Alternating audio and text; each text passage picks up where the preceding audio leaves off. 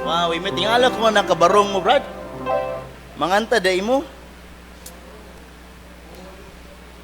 A few good men. God needs few good men.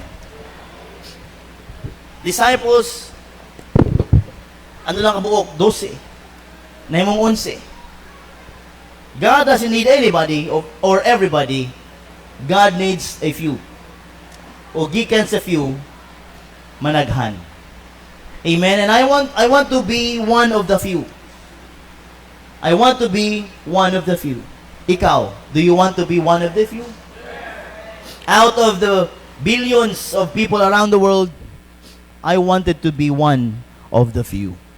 Few good men. Let's open our Bible to the book of 2 Samuel chapter number 24. 2 Samuel chapter number 24. We have a very interesting passage this morning that I really wanted to preach on sa una pa. Pero wala nakahigayon, but now, amen, and I'm glad nata dinhi because we are hearing and learning about being thankful. Igsoon, dili man sayon mahimong always thankful because every day natin mga hardships. But I hope and I pray that in spite of the hardships and in the midst of hardships, we can have a time to thank God. Namino ba ta? Unta sa mga taliwala, ustunga sa mga problema, kalisod, unta makakaplag gihapon tag oras para makapasalamat gihapon sa Ginoo. Amen. That's the most important thing, is to accept the fact that we cannot do anything or to change anything unsay gusto sa Ginoo. I hope and I pray that nga masking gamay ang panahon, we could stood in front of the Lord and say thank you. In your Bible, 2 Samuel chapter number 24, atong basahon verse number 1 down to verse number 4. Palihog manindog ta, ubanig ko ninyo sa pagtindog as we give reverence to the words of the Lord. Dungan ta sa pagbasa, verse number 1 down to verse number 4. Are you there? Say amen. Okay, ready? And again, the anger of the Lord was kindled against Israel, and he moved David against them to say, Go, number Israel and Judah. For the king said to Joab, captain of the host, which was with him, Go now through all the tribes of Israel, from Dan even to Beersheba, and number ye the people, that I may know the number of the people. And Joab said to the king, Now the Lord thy God, the people, how many soever they be, 100-fold, and that the eyes of my lord the king may see it. But why doth my lord the king delight in this thing? Notwithstanding the king's word prevailed against Joab and against the captains of the host, and Joab and the captains of the host went of the king to number the people of Israel. Ang bakta verse number 8 and verse number 9. Okay, doon nga sa mabasa. Ready? Read. So when they had gone through all the land, they came to Jerusalem at the end of 9 months and 20 days. And Joab gave up the sum of the number of the people unto the king, and there were in Israel 800,000 valiant men that drew the sword, and the men of Judah were 500,000 men. Verse number 10. Ready? Read. And David's heart smote him after that he had numbered the people. And David said unto the Lord, I have sinned greatly in the... And now I beseech thee, O Lord, take away the iniquity of thy servant, for I have done verily foolishly. And verse number 12 unto verse number 13. Ready? Read. Go and say unto David, Thus saith the Lord, I offer thee 3 things. Choose thee one of them, that I may do it unto thee. So God came to David and told him and said unto him, Shall 7 years of famine come unto thee in the land? Or wilt thou flee 3 months before thine enemies while they pursue thee? Or that there be 3 days pestilence in the land? Now advise and see what answer I shall return to him that sent me. Ang bakta na po in verse number there is a verse number 18. Ready? Verse number 18 hangtod verse number 25. Okay lang ta magbasa? Magbasa tayo sangtod? Amen. Ready? 18 to 25, ready, read. And God came that day to David and said unto him, Go up, rear an altar unto the Lord in the threshing floor of Araunah and the Jebusite. And David, according to the saying of God, went up, and the Lord commanded. And Araunah looked and saw the king and servants coming toward him. And Araunah went out and bowed himself before the king of his face upon the ground. And Araunah said, Wherefore is my lord the king come to his servant? And David said, To buy the threshing floor of thee, to build an altar unto the Lord, that the plague may be stayed from the people. And Araunah said unto David, Let my lord the king take and offer up what seemeth good unto him.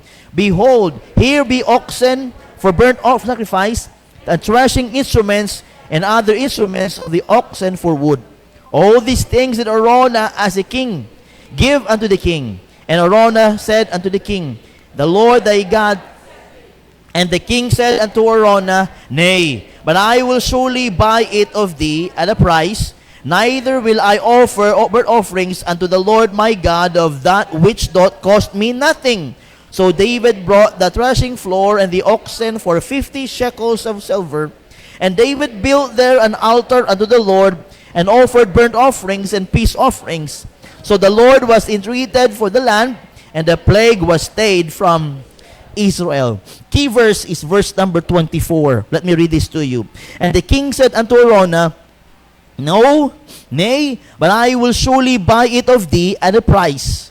Neither will I offer burnt offerings unto the Lord my God of that which doth cost me nothing.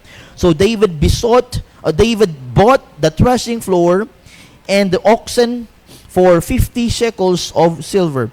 Ang the key phrase ni David na sa atong ginakanta one day, sa una, I will not offer anything that cost me nothing. I will never give God something that cost me nothing. But this morning, let's see. Nganong naingon ni David ang kanang statements in verse number 24, I will never give God something that will cost me nothing. Ngano kaha? Unsay rason? Unsay reason? Unsay naa? Nganong ingana na lang ang kasing-kasing ni David when it comes sa peace offerings o burnt offerings para sa Ginoo. Mao na tanawon karon nga buntag. Let's pray. Father in heaven, we thank you, Lord, for your words. Thank you, Lord, for your presence. Lord, use me in your way mightily, I pray, Father. Lord, please hide me, Lord, behind your cross. Let this message, O God, nga magdulot sa matag kasing-kasing. Give us understanding, Father. Bless us as we go on.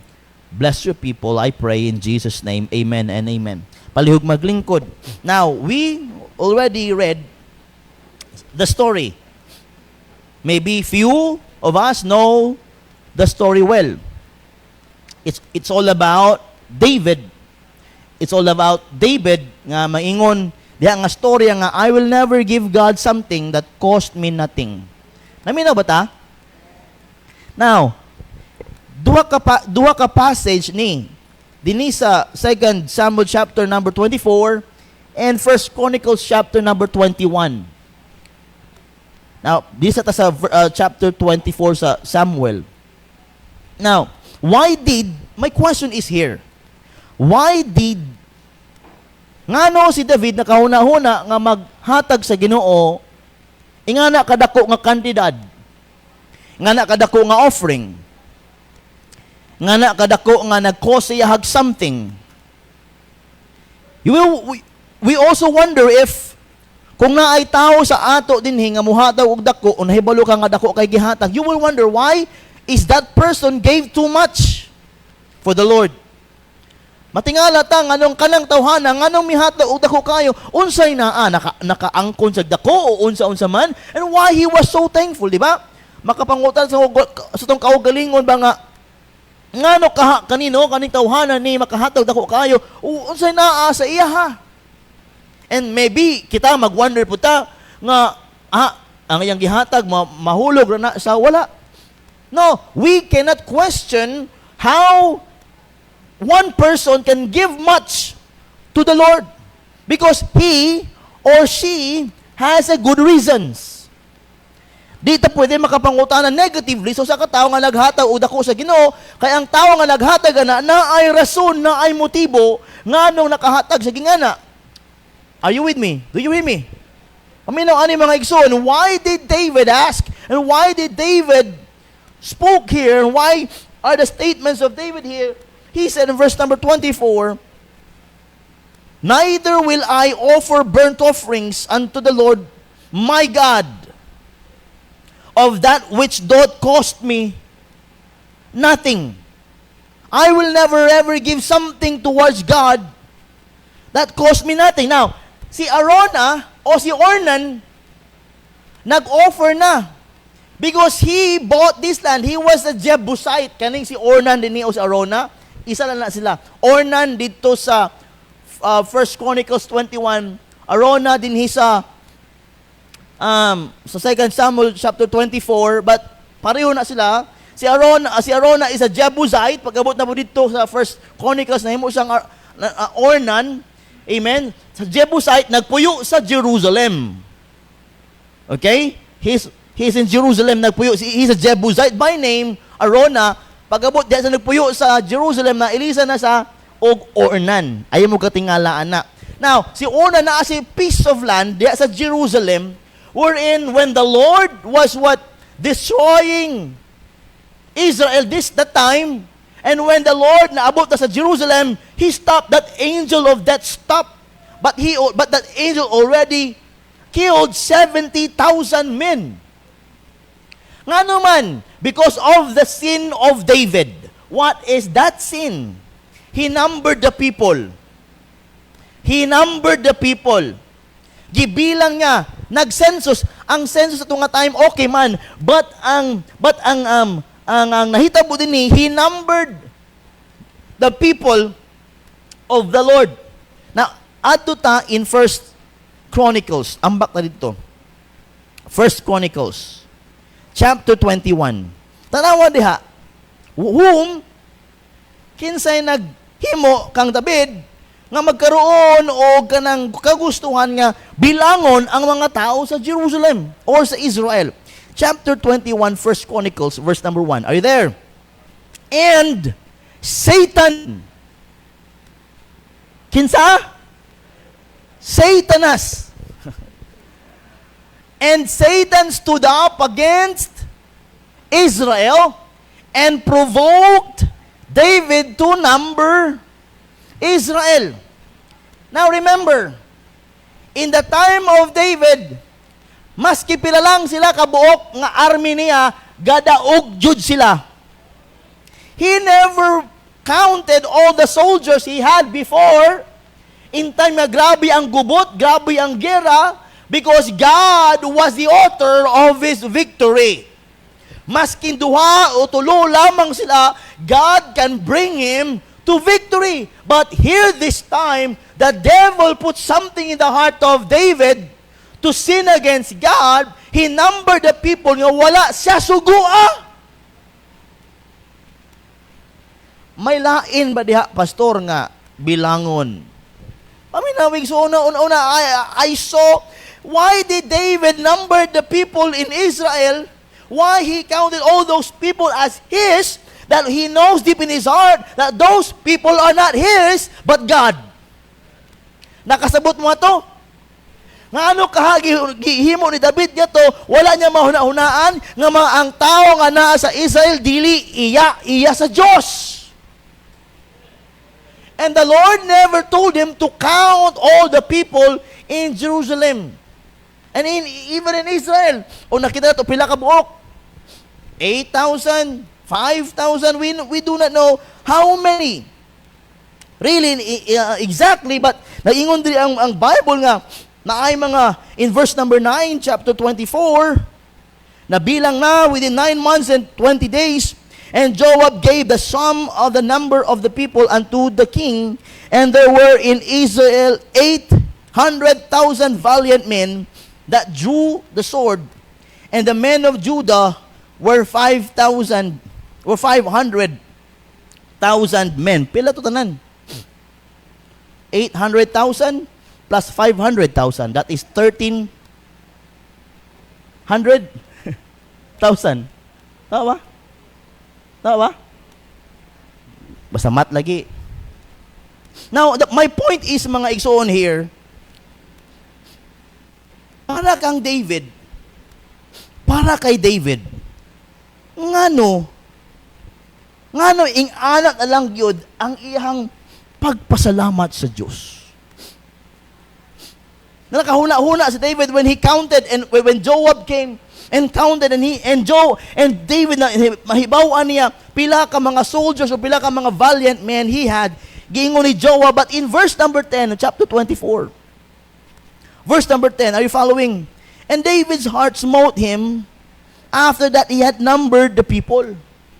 Pagkahuman niya, nahibawan ang numero, igsuon sa mga katawan nga naa siya panggira, ang iyang kasing-kasing nagsakit. And David's heart smote him after that he had numbered the people. And David said unto the Lord, I have sinned greatly in that I have done. Nahuna-hunaan ni David, nakasala ko nimo, O Lord. And now I beseech thee, O Lord, take away the iniquity of thy servant, for I have done very foolishly. Gi-accept ni David nga nakasala gid siya atubangan sa Ginoo because he counted the people. Are you with me? He counted the people nga wala sa sugua sa Ginoo. O naabo siya kasing-kasing, sakit iyang kasing-kasing, that he sinned against God. O kung makita na itong mga higala nga suko, good pag-ayo ang Ginoo in verse number 1. And again, the anger of the Lord was kindled against Israel, and he moved David against them to say, go number Israel and Judah. Sakit pamalandungan igsuon nga nailhan nato that David was the man after God's own heart. Pero mga igsuon naghatag sa gamayng inch og space sa yawa sa iyang kinabuhi. 1 Chronicles chapter 21, that Satan stood against him and made David to number Israel. And it kindled the Lord. You know why, mga igsoon? Sugua. You know what? As I study, mga igsoon, David started to trust in numbers more than the Lord. Do you get me? Concern si David, unsa kadaghan ng iyang mga katawhan, dili sa concern sa Ginoo nga iyang gialagaran. He was trusting in the numbers of people and who he is and what he is than who God is in his life. He has forgotten, mga igsoon, that only God did, the one who gave him the victory, not the numbers of people or soldiers he has. Igsoon sa itong kinabuhi, dili baya tungod sa numero nga naa kita, nganong nagapadayon pa kita. Dili kaya sa mga bagay-bagay nga naa kita, nganong niya pa kita. Di sa mga bagay-bagay kung unsa ka o kung kinsa ka, nganong naa pa ka. Nakakaroon tungod siya lang ang hinungdan, nganong naa pa ka. It's not all about the numbers we have in this life. It's not all about the things we have in this life. It's not all about you. It's all about the Lord in our life. Usay, mahuna-huna na ito ba? Kaya na ako ni, kaya na ako ani, pwede ni, kaya na ani. No! We will never get through here kung wala ang Diyos. Si David wala hunaan, nakalimut siya that only God ang iyang kusog. Bisa walay mga army, bisa walay mga sandata, basta ang Ginoo naalang kaniya, madaog siya. But here, he has forgotten because he did learn to have a pride in himself. Nagkaroon og garbo si David. Na ako'y kingdom, na ako'y nga ni kadaghan nga mga soldiers, kinsay musukol. Pero he have forgotten that the greatest enemy he could have is his God. Pwede din nato, Pastor, mahimong kalaban ng Diyos? Yes.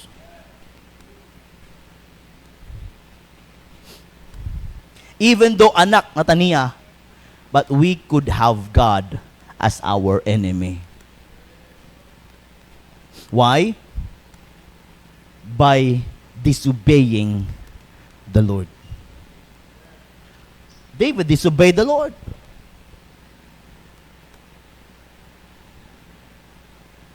David disobeyed the Lord. He did something nga wala ganahi ang Ginoo. He did something nga wala ganahi ang Ginoo. Masking kita mga igsuon ko. Kung natin mga bagay-bagay nga ginahimo nga di ganahi ang Ginoo, wala gisugo ta sa Ginoo, don't you see the Lord's anger will be kindled against our sins? And here mga igsuon, ang pinakalami tan-awon mao ni mga igsuon, that when the Lord nagpadala sa mensahe sa iyang propeta God diha nga time, GAD God. And the Lord speak to his prophet that time, prophet God, and he spoke to that person, and that person went to David. O kina si David, David, you made God angry. Naasay tulo ka mga consequences. 3 consequences that the Lord gave David. Now here, mga igsoon, balik ta. In verse number 11, and when David was up in the morning, and the word of the Lord came unto the prophet Gad, David's seer, saying, Go and say unto David, Thus saith the Lord, I offer thee 3 things. Choose thee one of them, that I may do it unto thee. Pili siya, usa lang. Kay akong himuon sa iya ha. Igsoon, makita natin yung mga igsoon ba nga, we can choose what sin we could do. We want to do. But we cannot choose what consequences we're going to have. But, dinilahi. Si David, gipapili og consequence. Pero, kung ikaw to, wa kay pilion. Tanan, lain. Now, tanaw mo din ha. So God came to David, verse 13, and told him and said unto him, Shall 7 years of famine come unto thee in the land? Or wilt thou flee 3 months before thine enemies while they pursue thee? Or that there be 3 days pestilence in thy land? Now advise and see what answer I shall return to him that sent me. Papili siya. Pero magipili si David in verse 14. And David said unto God, I am in a great strait, or I am really, nakadecide. Let us fall now into the hand of the Lord. Bright si David, let us fall now in the hand of the Lord. For His mercies are great. Kay kabulo si David, maluluyon ang Ginoo. Bright! Gipili niya number 3. Kaya ang Ginoo maluluyon. Dili po sa gusto nga ma-fall sa kalaban. And let me not fall into the hand of man. Verse 15. So the Lord sent a pestilence upon Israel from the morning even to the time appointed. And there died of the people from Dan even to Beersheba 70,000 men.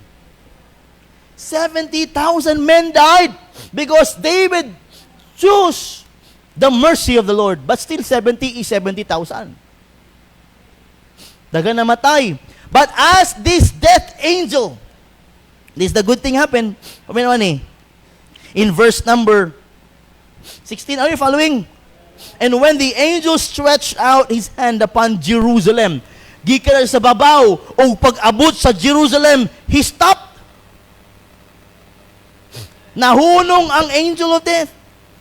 And when the angel stretched out his hand upon Jerusalem to destroy it, the Lord repented him of the evil. Gipuglan siya sa Ginoo and said to the angel that destroyed the people, It is enough.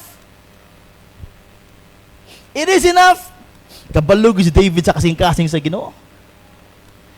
It is enough. Stay now thine hand. I'll lihok.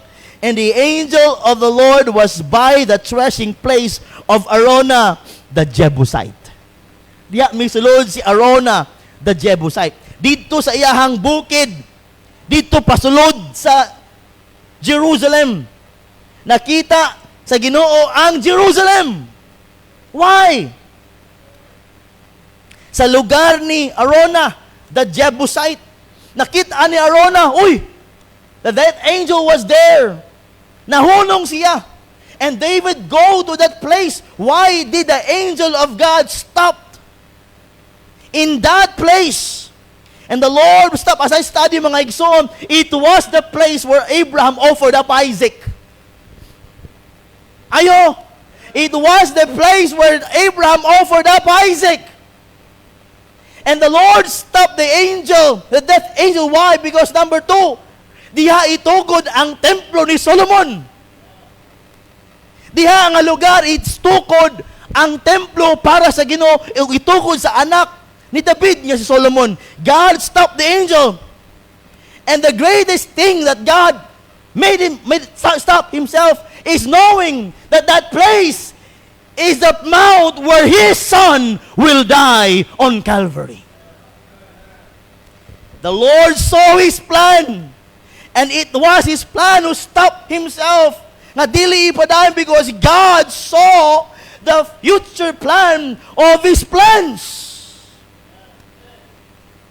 And David went there, and Araunah told him, David, my king, mao ni ang ingon ni God, diha nga place para mauntat naning tanan. Maghimo kag altar, mag-burn kag offering diha for peace offering and sacrifice for the Lord. Ingon ni David, yes, I will do that. Ingon ni Araunah, the Jebusite, blessing kasi Jebusite nga Araunah, no? He bought a land wherein diha itukod ang templo. And Araunah offered that land, my king, you can have the land for free. Og naapa ko'y mga, nako'y animal nga pwede mo gamiton para sa paghalad. Nako'y mga kahoy, nako'y mga galamiton para sa paghalad. You can have all of these things. Ingon ni Araunah, but David said, nay, no.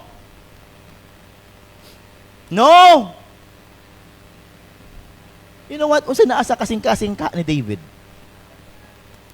Unsay naasa kasing-kasing ni David? Number 1, he saw God's mercy.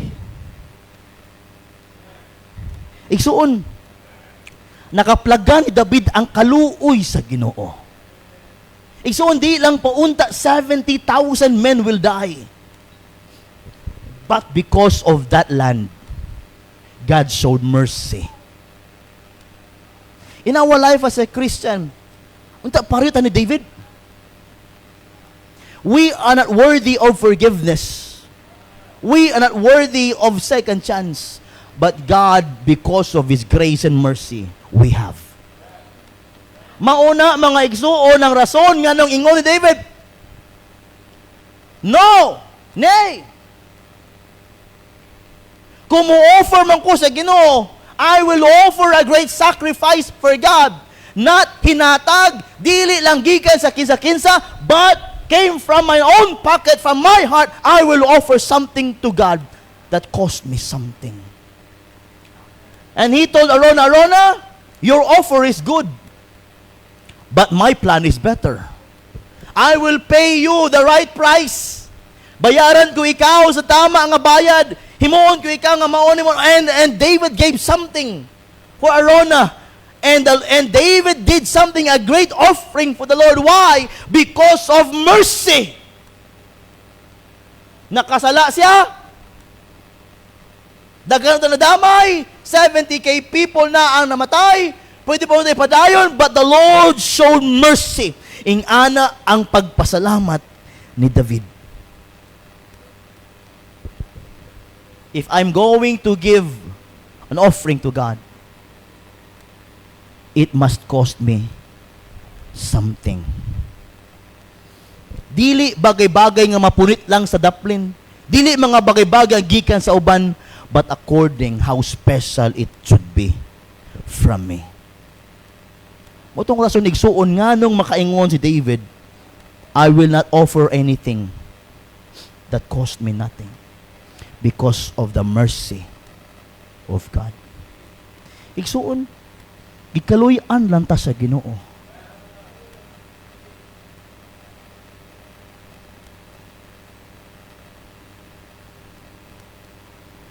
Magkaluyan lang ta sa Ginoo. The Lord gave us something.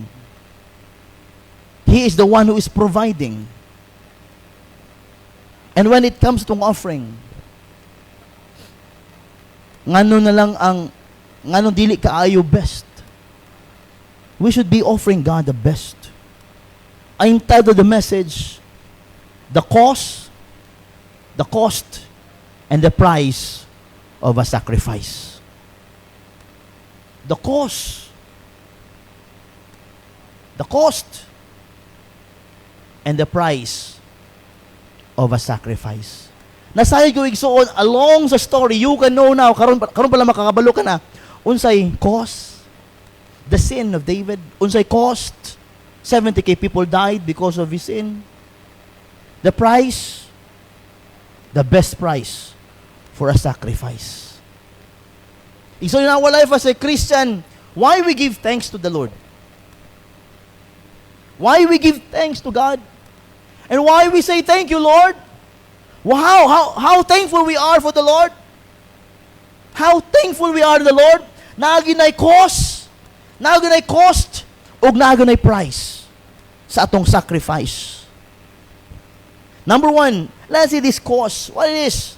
The cost, what led to the need for a sacrifice? What led to David? What led David to this need for a sacrifice? Una diha, we could see mga igsoon in his life, sa cost nga nagkaroon sa sacrifice because of self-reliance of what he have. Nag-rely na siyang kaugalingon, number the people in Israel and Judah. He relied on himself. Igsoon maoning lain mga igsoon, when we are Christians, if we rely on ourselves and not to God, mas nagadepend sa mga bagay-bagay nga usay naa kita kaysa magdepende sa Ginoo. We depend on our capacity, in our ability, in our mga treasure and everything, and we have forgotten nga dapat sa Ginoo lang ta nakadepende. Self-reliance. That's the cause why did the Lord give him kaninga mga problems in his life, because of self-reliance of what he have. David trusted his army numbers, not in God's provision. Self-reliance is the seed of sin. Self-reliance is the seed of sin. In Jeremiah 17:5, thus saith the Lord, cursed be the man that trusted in man, and maketh flesh his arm, and whose heart departed from the Lord. Cursed be the man that trusted in man. Nagkaroon ng problema si David because of self-reliance.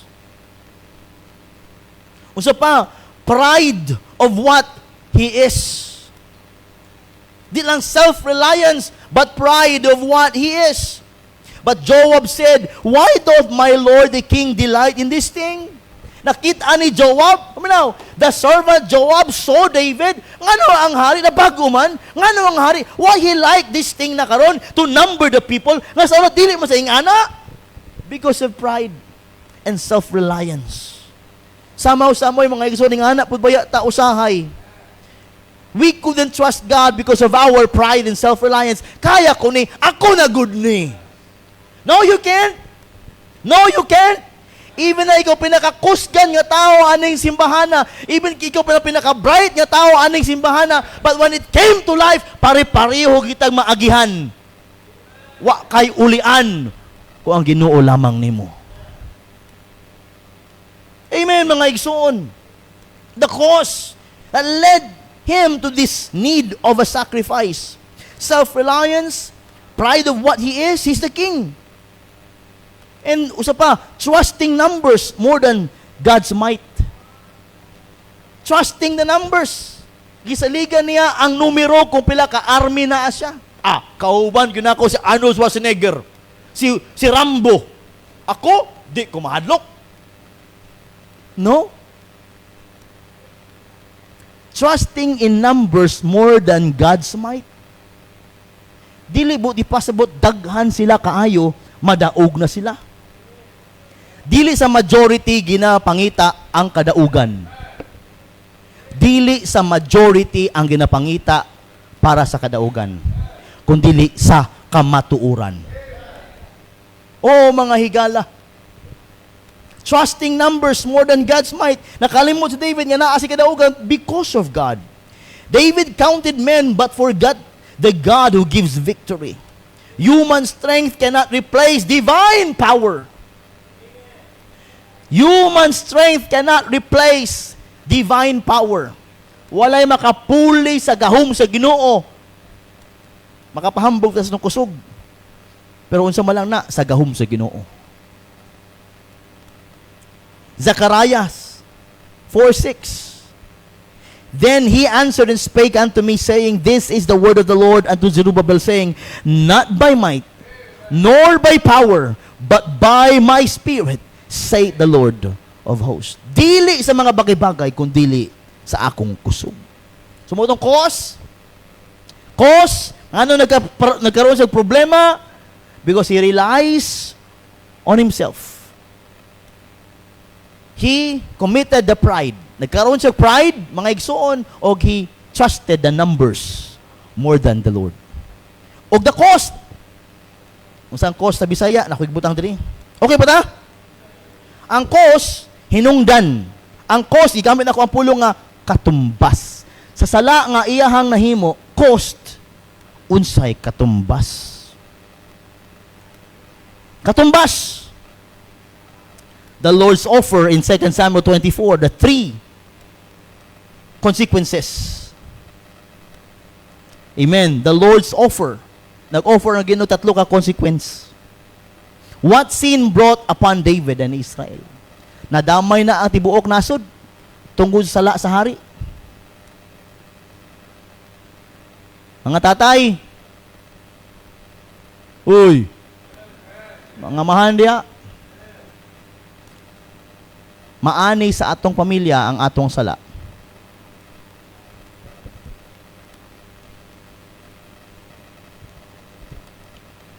Kayong mga tatay dyan, hindi lang ninyo alam sa bawat kasalanang ating ginagawa. Kung hindi man sa atin papunta yung palo ng Panginoon. And we wonder why there's no consequence. Tutukan nyo yung mga anak ninyo.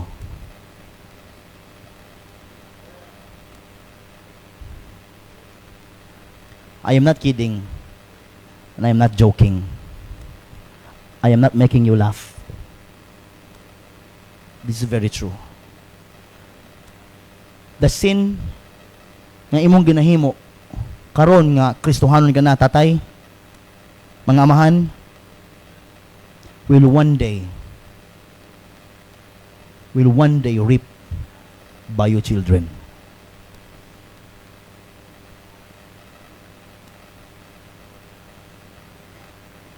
Kumpiyansa ka karon? Ayaw kumpiyansa. Di ato pwede isisi ang ato mga ginaagihan sa uban. Ikaw ang dapat sisihon tungod kay wa ka nagpabilin sa simbahan. The best kanlungan ng mga kabataan ay ang simbahan. Ay, ako sa sagdang pastor, kay ulo. No. That's the challenge. You became a father. I became a father because I had to keep my children in the Lord. Dili nga pabayaan. Pastor, ang lisod kayo, pastor. But you have the mouth, you have the hands, you have the eyes. If you can't bring them to church, you can keep them in your hearts. Pastor, ang hirap dalhin ng mga anak ko sa simbahan. Hindi yan rason, kaibigan. Hindi mo madadala sa simbahan, but you can keep them in your hearts, teaching them the things of the Lord. Don't make reasons. Start making something. Amen. This thing, mga igsoon, kaning sala ni David, it cost. Dako kaayo, why? 70 people just died because of his sin, because of his pride. He relied on himself. And he trusted in the numbers of his people more than trusting God. The cost, the Lord offers him 3 consequences. And he got one. But it killed 70 people. 1,000 people. You see the choice of the king we saw. David chose God's mercy over human judgment. And the loss, 70,000 men. Ay, main na lang, 70,000 na lang. Ay, main na lang, 70,000 na matay. Dili na lang, 70,000 is 70,000. Main na lang, isa lang nadamay. Isa lang gihapon, dako ra gihapon na. Oh, wigsoon. The cost. And lastly, the price. The price. What David willingly paid for true worship. In verse number 10, we saw that David realized David's heart smote him. After that, he had numbered the people. And David said unto the Lord, I have sinned greatly in that I have done. And now I beseech thee, O Lord. You can see the regret of David here. You can see the sense of repenting heart of David here. Why did I do that? Mga isuon, nasa huli ang pagsisisi, always. Regrets are always in the last time. But here, mga isuon, if David just knew that he relied more on himself, that he is having pride, and that he is trusting the numbers more than trusting God, dili niya himoon na mag-number. But once nahimo naman, he should be ready to pay the price.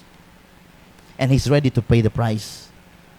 And the Lord told God, the prophet God, kung gusto makabawo is David, in verse number 18, and God came that day to David and said unto him, Go up, rear an altar unto the Lord in the threshing floor of Araunah the Jebusite.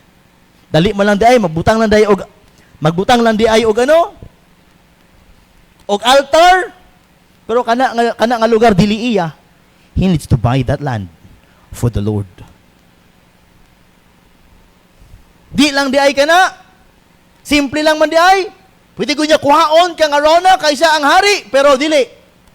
He must do it right. Oy, naminaw mo? Kung pinairal ni David ang kanyang pagkahari, pwede niya nalang kunin yung bagay na hindi sa kanya. Kasi hari siya. Pwede rin mga igsoon na pwede siya pupunta doon sa bundok na tatayo lang ng altar, okay na. Pero hindi ganoon. Dili nga na. He needs to go here with a right heart, in a right way, in a right mind, so he can offer best things to a rightful God. And he went there, and he told Araunah, how much this place? Your threshing floor. Gusto mo ng threshing floor? Paugahan ba? Paugahan. Dryer ba? Dryer. Where mga bagay-bagay nga naatanan dito. And he told the king, Look, king, you can have everything as long as the Lord ang concerned. No, Araunah, I will never buy this land without a cost, without a price. Araunah, you will receive this much. And when David bought that land, he set up an altar, paid Araunah, nag-peace offering, nag-sacrifice offering. And what the Lord did? The Lord accepted that offering. You know why? Because there was a sacrifice. The Lord is malipay ang Ginoo kung naisakripisyo because it showed His heart sacrifice. Sa to mga pwede na guta ang makadto simbahan. Thanksgiving, okay? Offering lang. We can do that anytime. Church, we can do that anytime. Giving of thanks, we can always do that anytime. easy. But how? If we face God truly, is our easy offering okay? Thanking Him for the past years. Thanking Him to the past years that He led us, He guided us. He said mercy, He said grace, He shared us blessings. When it's time to thank Him, adto lang ko, himog altar, diha lang, easy lang, easy lang would be okay. Pero mas nindot igsuon if you did a sacrifice. You're not giving it to somebody, to someone, you are giving it to God. David, you're giving it to God. I will never offer anything that costs me nothing. Why? Because I have the mercy of the Lord. Gikaluyan niya ang nasod, unta ubos na kita, but because of His grace and mercy, He saw His plan in this lot, in this land, and He saw His Son. Nag-offer si Arona, itanggihan, kay na ay sacrifice ang hari, a better one. Igsoon, kita bilang Kristohanon, have we already asked ourselves how thankful we are in the Lord?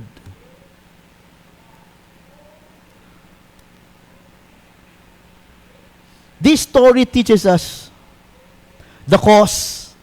Pride and self-reliance brings judgment. The cost.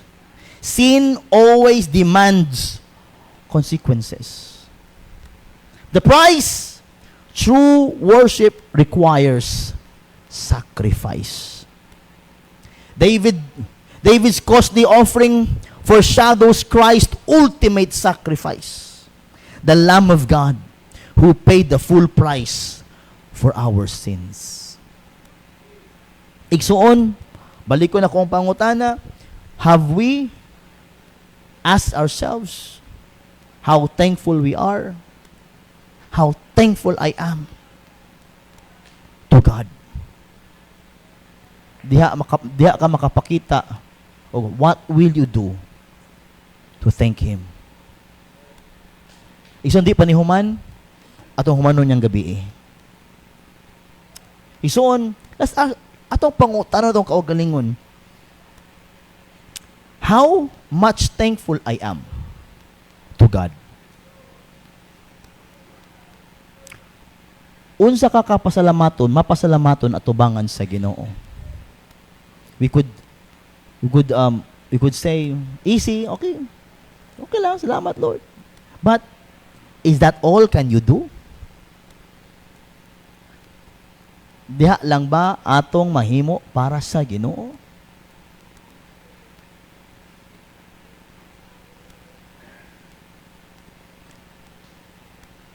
Thanking God requires sacrifice. Sacrifice. As how the Lord Jesus Christ sacrificed. Let me read verse number 24 again, katong quotes, katong mga lines ni David. Neither will I offer unto the Lord my God of that which doth cost me nothing. Ison, let us worship God with costly gratitude, not casual or convenient offerings. Pagibutang sa screen, please. Daghang mura lang butang sa screen. Let us worship God with costly gratitude, not casual or convenient offerings. We can give casual or convenient offerings anytime. But when it comes to Thanksgiving, can we give best? So this is not for me to have, or the church should have money, but it's to practice how thankful we are. It is to express how thankful we are. once a year? For all the months God has been providing us, the strength, the wisdom, the provision. It's a time we're in to express how thankful we are. Not on the casual or convenient things, but on the best things, as how David compare it. Express it. I will not offer anything that costs me nothing. Church, sa atong Thanksgiving, let's express how thankful we are. Every one of every member here in this church should say something verbally and by hand.